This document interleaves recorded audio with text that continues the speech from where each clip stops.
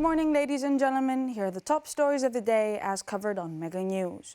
Critical recording systems on a Greek Coast Guard patrol boat were inactive during the fatal collision with a migrant vessel off Chios, authorities confirmed as an official investigation begins.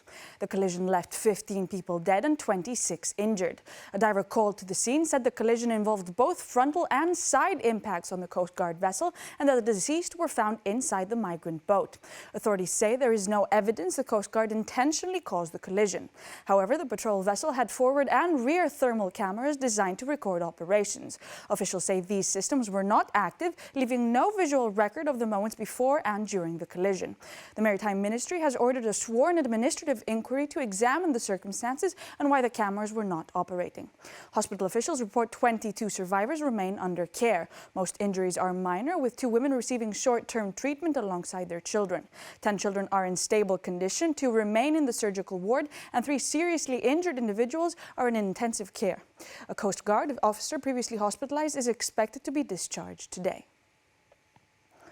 An official investigation into the Tembe train crash has found that passenger seats in one carriage did not meet the fire resistance standards and may have contributed to the spread of the fire after the collision.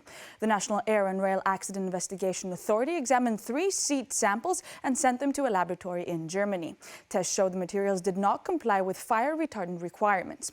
Investigators said the seats acted as fuel in carriage B2 where a major fire broke out. Technical advisors for victims' families described a 15-minute period in which the fire spread rapidly. They said at least 2 people who survived the initial impact later became trapped and were found burned. According to the report, the seats lacked mandated fireproof materials because they were not installed during the past repairs. One advisor compared the seat coverings to household sofas that can easily ignite. Families of victims have raised concerns about the investigation process and limits on independent testing. The trial related to the Tembe disaster is scheduled to begin on March 23rd. A 26-year-old Greek man has been taken into custody in Germany after allegedly fatally assaulting a ticket inspector on a regional train, authorities said. The incident occurred Monday evening on a train departing from Landstuhl in Rhineland-Pfalz. The 36-year-old victim was conducting a routine ticket inspection when a passenger failed to provide a valid ticket. A verbal confrontation escalated and the suspect reportedly struck the inspector repeatedly in the head.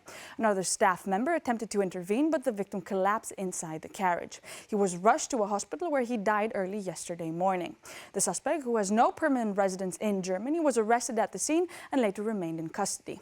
He faces charges of homicide. Deutsche Bahn director Evelyn Palla expressed sorrow over the death and extended condolences to the family, colleagues and friends of the victim. In tribute, a 1-minute silence was observed at train stations across the region. An 89-year-old man drove for about 10 kilometers in the wrong direction on a major highway in northern Greece before police stopped him, authorities said. The driver entered the highway from an interchange in the wrong direction and continued in the fast lane against oncoming traffic near the city of Veria. Video on social media shows the car moving towards approaching vehicles on the multi-lane road.